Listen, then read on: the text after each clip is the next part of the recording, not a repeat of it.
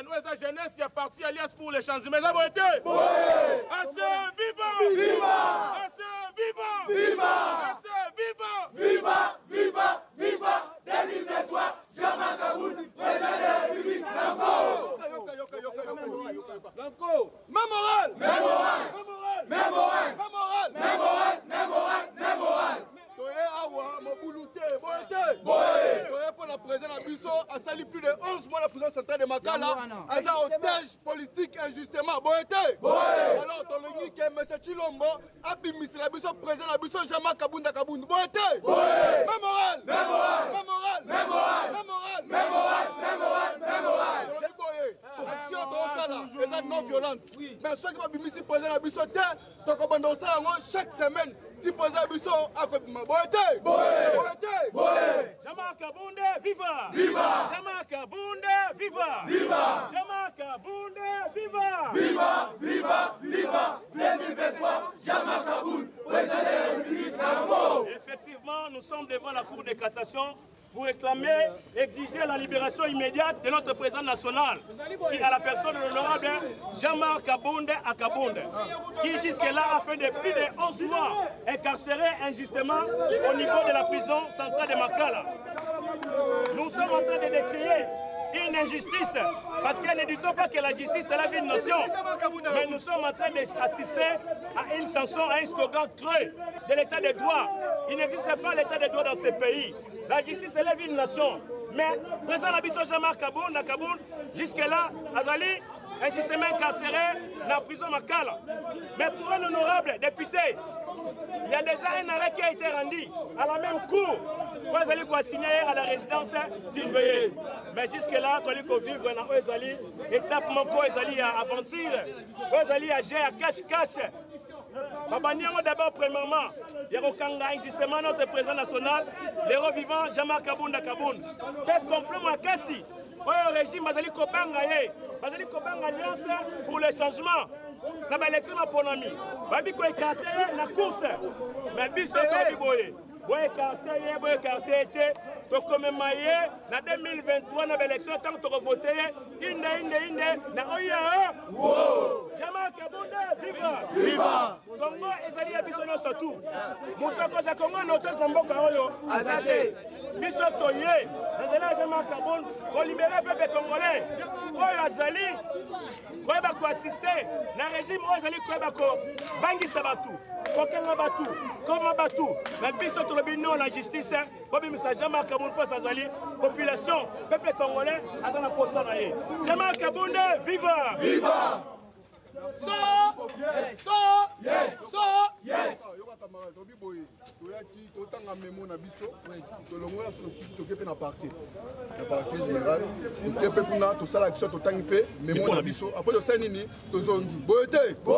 Jean-Marc Kabunda viva! Viva! Viva! Viva!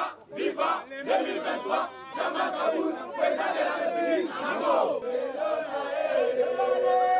Nous sommes venus ici pour réclamer la libération de notre leader. Vous savez que récemment, nous étions ici à la Cour de cassation pour demander au procureur général près de la Cour de cassation d'appliquer la dernière décision rendue par le pouvoir judiciaire qui a été l'assignation à résidence surveillée. Raison pour laquelle aujourd'hui, nous sommes venus rappeler au procureur général près de la Cour de cassation d'appliquer la dernière décision rendue par le pouvoir judiciaire. Doye, le message moko. Ça fait plus ou moins déjà plus de 10 mois que notre président Jean-Marc Kaboul, comme acteur politique, a toujours incarcéré dans la prison centrale de Makala. Mais les autres qui nous voulons que son dossier soit fixé. Il faut les autres on a toujours. Même rythme, il y a dictature, les autres continuent au talent. Ça se répète, donc nous allons dire que M. Tshisekedi, que le pays ne lui appartient toujours pas.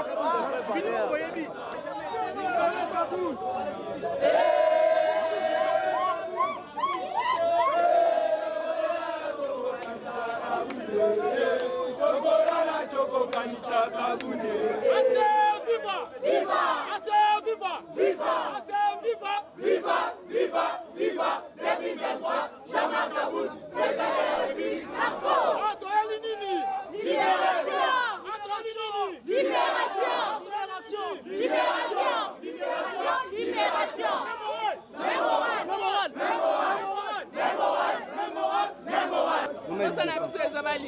président Jean-Marc Kabound. Toye Koswanate, Kofingate, Toye uniquement pour libérer le président Jean-Marc Kabound. Nous exigeons la libération de notre président.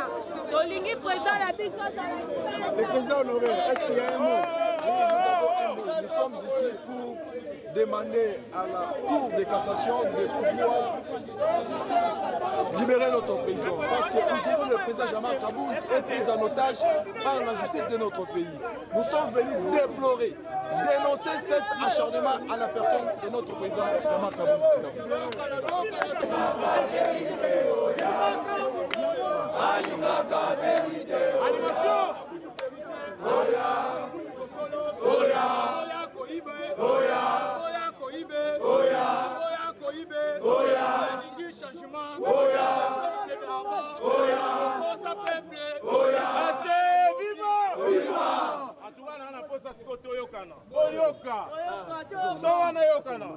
Monsieur le procureur général près de la Cour de cassation, notre action de ce jour se veut d'un énième appel à l'exécution de l'ordonnance d'assignation à résidence surveillée rendue par la Cour de cassation en date du 12 août 2022 conformément à l'article 76 alinéa 2.3 de la loi numéro 13/010 du 19 février 2013 relative à la procédure devant la Cour de cassation qui continue scandaleusement de connaître une obstruction.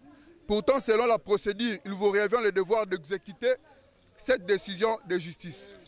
Monsieur le procureur général, veuillez exécuter l'assignation à résidence surveillée de l'honorable Jean-Marc Kabound et ensuite mettez définitivement fin aux poursuites judiciaires à sa charge, car par son point de presse du 18 juillet 2022, notre président national vous avait dénoncé ces faits évidents devant vous permettre de l'approcher a priori comme un potentiel renseignant et non comme un infracteur hasardeux. Nous sommes persuadés que vous avez ouvert après sa mise en accusation et sa détention des dossiers relatifs aux faits de corruption, concussion et coulage de recettes publiques, détournement des deniers publics, bradage des ressources de l'État et même de sûreté. Tous les auteurs de ces faits infractionnels sont sans moindre doute des hauts placés de ce régime, tel que l'avait dénoncé l'honorable Jean-Marc Kabound dans son discours du 18 juillet 2022. Nous invitons notre justice, celle que vous engagez par chacune de vos actions, de poursuivre, arrêter, détenir et juger, condamner les véritables criminels de ce régime, de mettre fin à l'impunité, que de détenir illégalement et arbitrairement un député national qui a dénoncé les antivaleurs dans l'exercice de ses fonctions parlementaires autant que d'acteurs politiques. Nous prenons le peuple congolais à témoin ce jour sur les dérives du pouvoir en place au sujet de cette détention arbitraire et honteuse. Mais lorsque les hommes et les femmes de l'Alliance pour les changements ne seront plus à quel sein se vouer après les mémorandums que nous vous adressons, Monsieur le procureur général, tous les moyens légaux et non violents seront utilisés pour obtenir la libération du président Jean-Marc Kabound.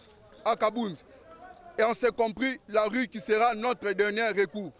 Nous vous remercions pour cette attention soutenue que vous avez voulu réserver à ce mémorandum de la Ligue des jeunes de l'Alliance pour le changement que j'ai essayé de transmettre fidèlement. Merci. Bon, Otoy Koloba, Mbala Liboso Toyaki, Ezalaki Kakapona, co-déclaré justement libération sans condition. Il y a président national, il y a Alliance pour les changements, au hasard honorable député national, à la personne de Jean-Marc Kabound à Kabound. Mais les lots Toye n'a pas mis balé. En dehors, il y a co-libéré sans condition. Toye les sous kobet à 7 pe kotalisa na peuple congolais que il y a un complot oeza ko salama autour du régime bazolinga ba effacer président national de l'Alliance pour les changements Jean-Marc Kabound physiquement batunyo surtout ba moni peuple congolais moni ba écarter parti politique et Alliance pour les changements et passer na maponamité toyebi déjà régime mais en a perte de vitesse. Bazobanga, bayebi ke Jean-Marc Kabound, kozana libanda, peuple congolais, même na ba parti na bango nyonso bazali sous content na bango te, bango nyonso d'ailleurs ba rejoindre l'Alliance pour le changement, po bayebi ke changement awande changement ya solo ezali. Merci beaucoup. Comme étant secrétaire exécutif de la Ligue des jeunes du parti, c'est la deuxième fois où nous sommes venus manifester devant les offices de la Cour de cassation pour exiger la libération sans condition de notre président national. Nous exigeons au procureur général, près la Cour de cassation, d'exécuter l'ordonnance d'assignation à résultat suivi de notre président national. Nous disons ceci, ou carrément de mettre fin aux poursuites judiciaires contre notre président national. Dans un pays comme celui-ci où l'injustice de trop devient une monnaie courante, nous disons les actions comme celle-ci, des marches, des sittings ou d'autres manifestations politiques resteront notre dernier recours. Merci.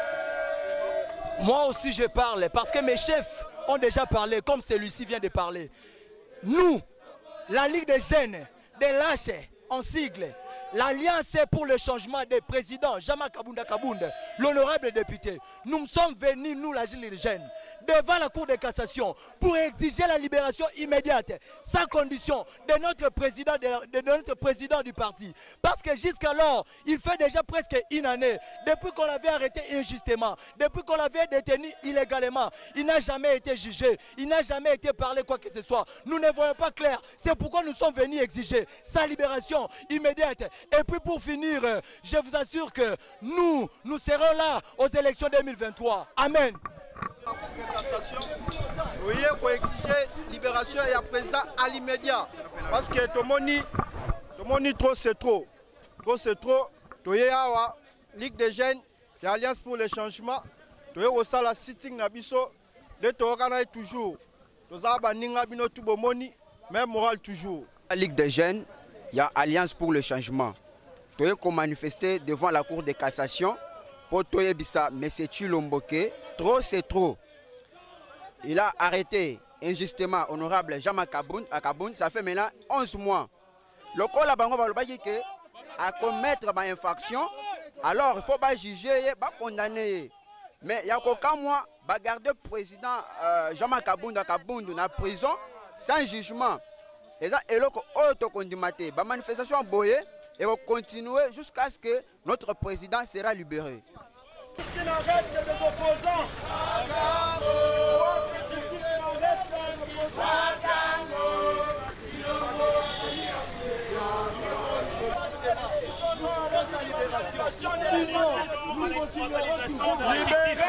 À la justice à double vitesse. Nous exigeons la libération immédiate et sans condition de l'honorable Jean-Marc Kabunda. La population congolaise, le peuple a besoin de lui. Le peuple congolais a besoin de lui. Nous disons la libération de notre président.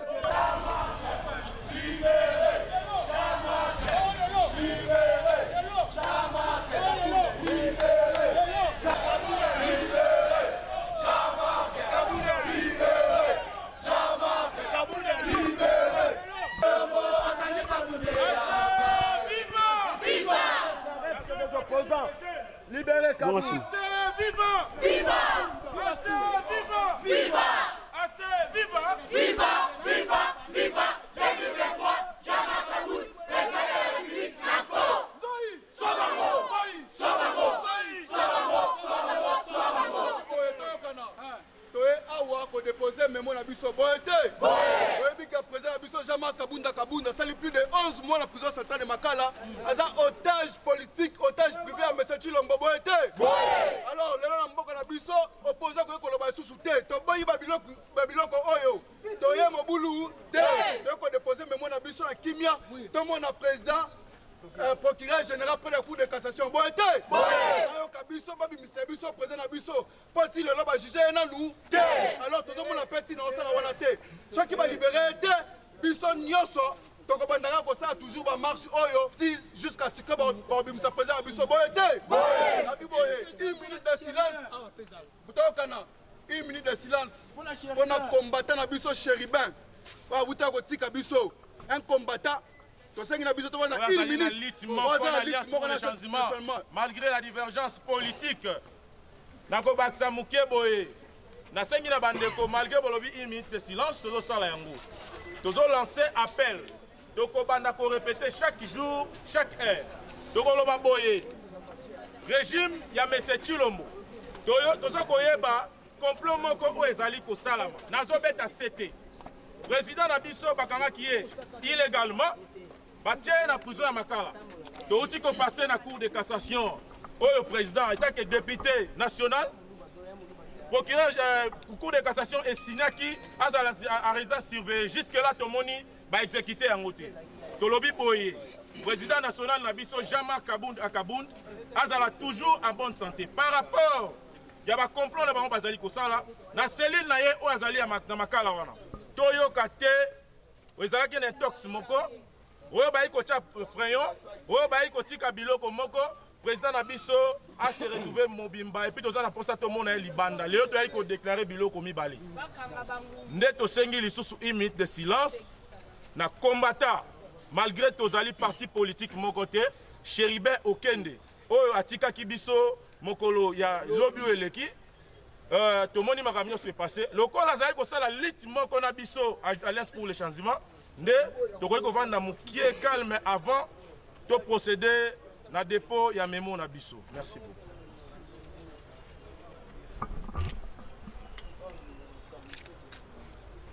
Merci beaucoup. Na sengi na biso boye. Toye awa litumba te. Totinda nzembo toyemba. Tovanda ana ba peluzo yo. Tipo kila osa nini akobima foyo kabiso. Tobi boye tokovanda ana peluze. Toyemba to anime so aza kuna ayoka akita. Boye te. Boye te. Boye. Mémoral. Yes. Mémoral. Mémoral. Mémoral. Mémoral. Mémoral. Mémoral. Mémoral. Jean-Marc Kaboundé, viva! Viva! Jean-Marc Kaboundé, viva! Viva! Jean-Marc Kaboundé, viva! Viva! Viva! Viva! 2023, Jean-Marc Kaboundé, président de la République, d'accord! Oui! Sobango! Sobango! Sobango! Sobango! Sobango! Vous allez qu'on réclamer, qu'on exiger, vous allez libération sans condition pas immédiate. Il y a honorable président Nabiso, il y a parti Alliance pour le changement, Jean-Marc Kaboundé à Kaboundé. La justice élève une nation. Mais dans le régime Oyo, il fallait qu'on vive dans la scène, eux allaient à tétralisation, eux allaient à justice. Même cours, allez-y comprendre, constatez rapidement, même cours, il y a cassation, il y a signé qui est na résidence surveillée, mais le résidence surveillée, ils allaient comme à la Makala. Dans la contradiction totale. Injustice. Injustice, c'est un peu Biso. Balingi Moutoua le bar le baté. Mboka Oyo, ezali abiso na soba Congolais. Mokarobang Samoninga. Mokarobang Samoninga. Yangoyo. Toali Kopesa, Ozali, ultimatum. La régime est en place. Parce que jusqu'aujourd'hui, le président Jean-Marc Kaboundé Azali a considéré comme prisonnier politique et personnel. Il y a M. Félix Tshilombo. Pour les Kanakoti Kaye, Congolais Azali na poste na ye.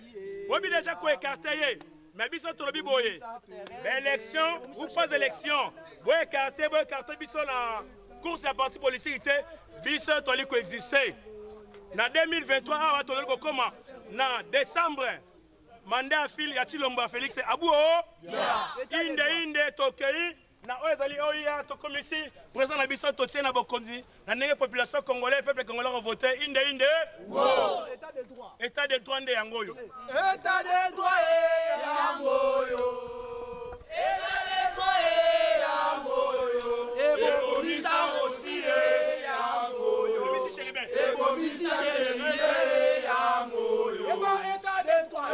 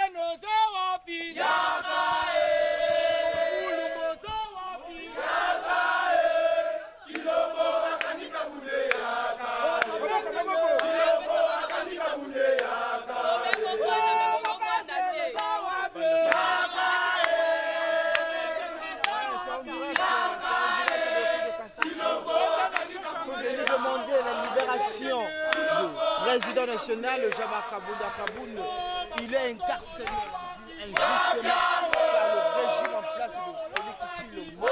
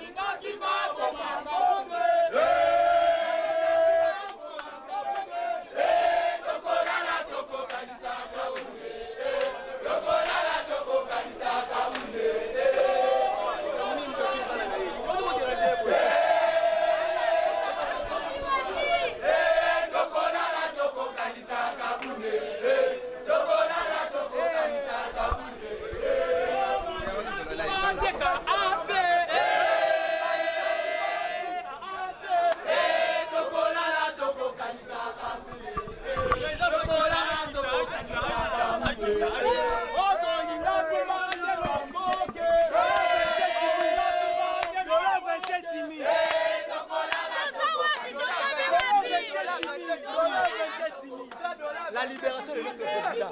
Ce n'est pas comme on fait comme ça, nous sommes des communes.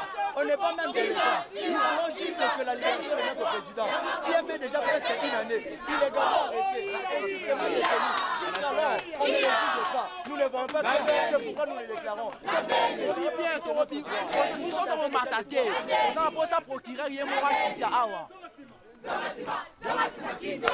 La libération de notre président que nous avions besoin.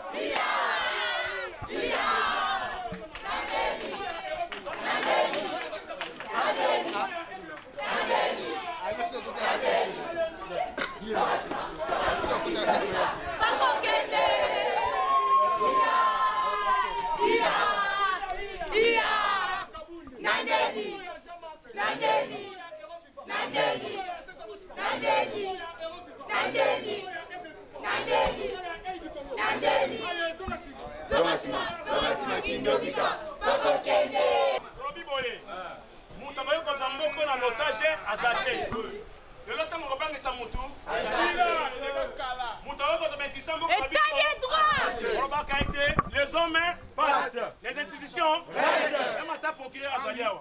Il y a un autre type de délégué à Zalia. On a service là. Bisso Toali qui représentait Jean-Marc Kaboul. Le peuple congolais. À Zalia incarcéré justement. Même pour la carrosserie à Bino, il n'y a que dans les résidences surveillées. Il y a un autre tout noyé. Mais pourquoi jusque-là, on arrive à court et on allait en cassation, ils allaient souffrir, ils allaient en souffrance. Akita Aïbisa Bisso. Place où on a, ils allaient place na yété. Et tant qu'il y a Moutou. Ils allaient institution. Bongote, bongote.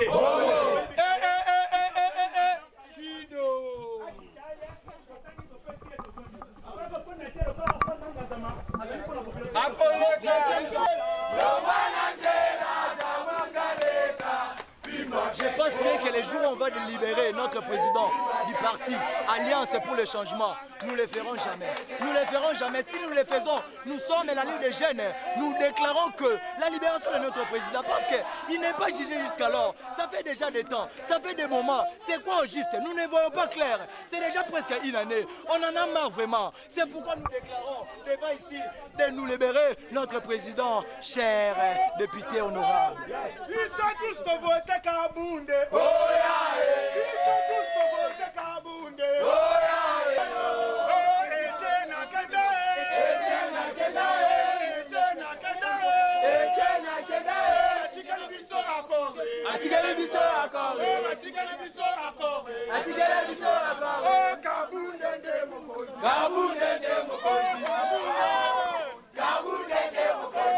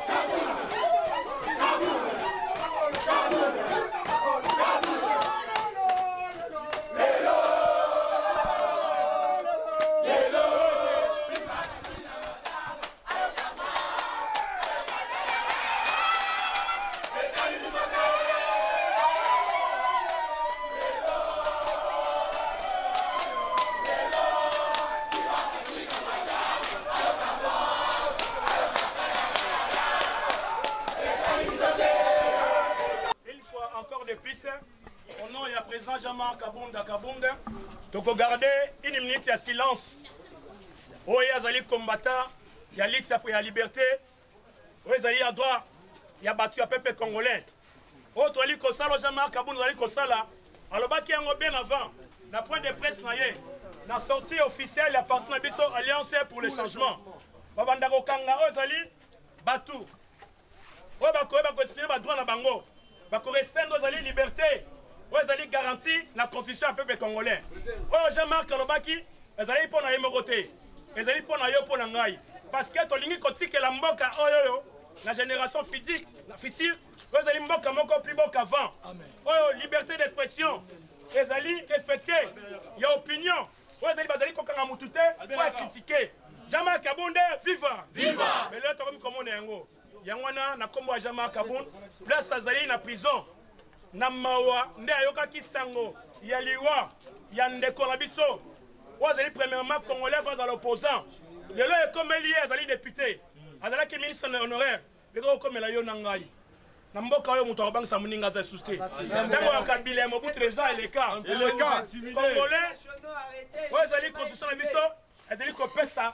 Azali devoir, tozali droit civique na congolais nyo surtout ya koyeba kopona parti na ye ya koyeba ko se présenter bisika na so azali na pona ko accéder na azali na bokonzi mboka na biso mutu moko ko bakisa biso te mais to moni ndeko na biso Cherubin Okende depuis hier a été kozala assassiné sauvagement azali lâchement à cause de l'opinion na ye à cause azali ya constance na ye à cause azali liberté na ye ya expression na ye à cause ezali lutte combat na ye autre ali kolinga un état de véritable état de droit et dans l'histoire na mboka na biso Jean-Marc Kabonde viva viva yango place Jean-Marc Kabonde dans la prison azali ko présenter abi na mkwale bo présenter pe nzela ya ko présenter ba sincère condoléances na kombo na ye pe na kombo ya parti na famille ya Elise disparu ezali Cherubin Okende yango to garder 1 minute de silence.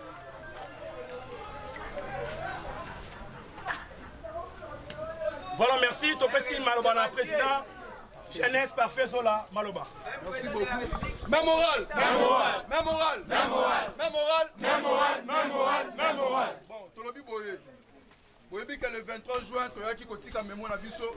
Kotika yango na secrétariat. Apparemment, bazo mele yango. Yango lelo Toyaki na posa tokutana procureur yemoko. Pour te tanga mémo et puis tout n'a pas question.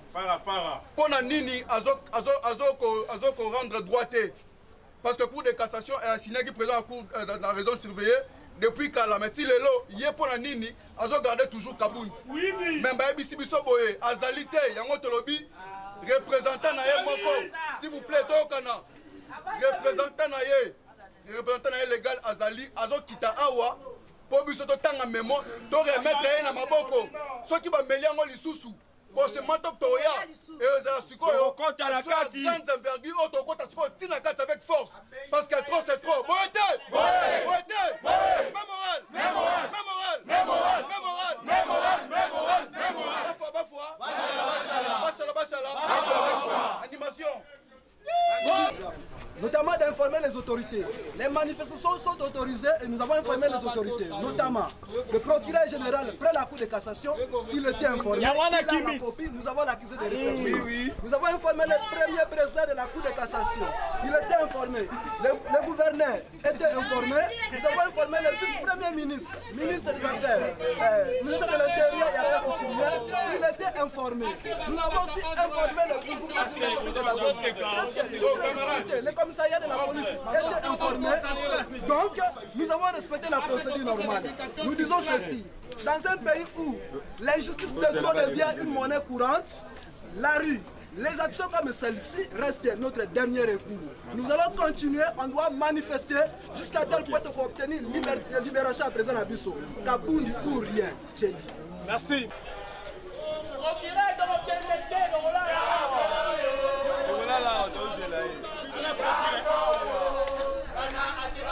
On est déterminé, on est une jeunesse consciente.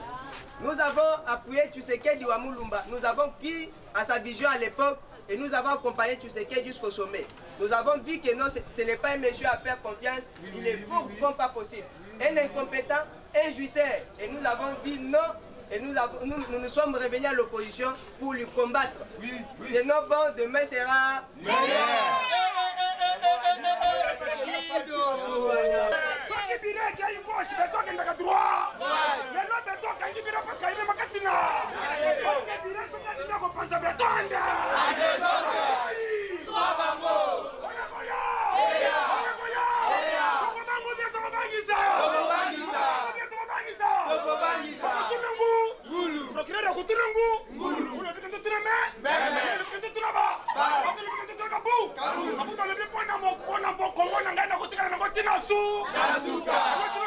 Video.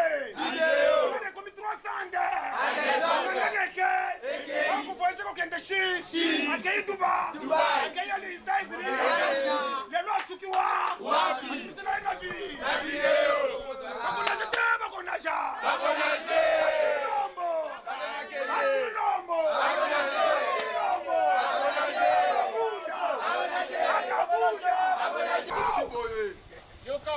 touti na kati ndenge topesaki mbela balobi boye moyen assistant kita ezali te mpo azobanga caméra tozola bango liboso ya caméra message oyo bapesi biso kuna azobanga caméra memo na biso liboso tokotisaki secrétariat efini yango alors toye kopesa ye moko na maboko alors tosala délégation ya 4 personnes mpo topesa ye moko na maboko bakomisa yango mpa ya procureur alors tosengi kimia totanga memo na biso awa calmement après tosali délégation à 4 personnes tokoti totikele memo tokei boete.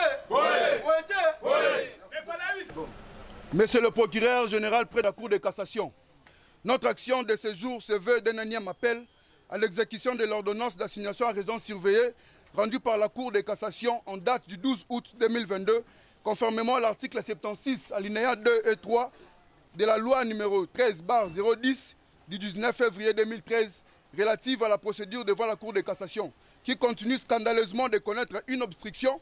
Pourtant, selon la procédure, il vous revient le devoir d'exécuter cette décision de justice. Monsieur le procureur général, veuillez exécuter l'assignation en résidence surveillée de l'honorable Jean-Marc Kabounda Kabound et ensuite mettez définitivement fin aux poursuites judiciaires à sa charge. Car par son point de presse du 18 juillet 2022, notre président national vous avait dénoncé des faits évidents devant vous permettre de l'approcher a priori comme un potentiel renseignant et non comme un infracteur hasardeux. Nous sommes persuadés que vous avez ouvert après sa mise en accusation et sa détention des dossiers relatifs aux faits de corruption, concussion, coulage de recettes publiques, détournement des deniers publics, bradage des ressources de l'État et même de sûreté.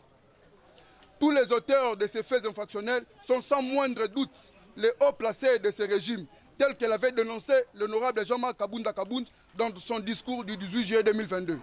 Nous invitons notre justice, celle que vous engagez dans chacune de vos actions, de poursuivre, arrêter, détenir et juger, condamner les véritables criminels de ce régime, de mettre fin à l'impunité que de détenir illégalement et arbitrairement un député national qui a dénoncé les antivaleurs dans l'exercice de ses fonctions de parlementaire autant qu'acteur politique.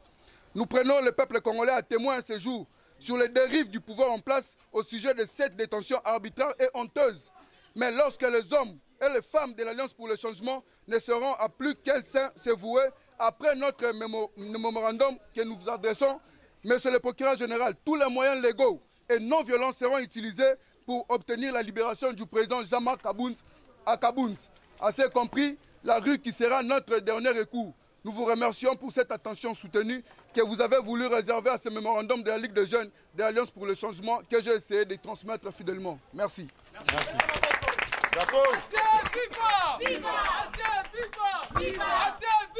Viva 2023, Jean-Marc Kabound, président de la République. Tokoti, totiki memo bakize réception, après tobimi tokei boete.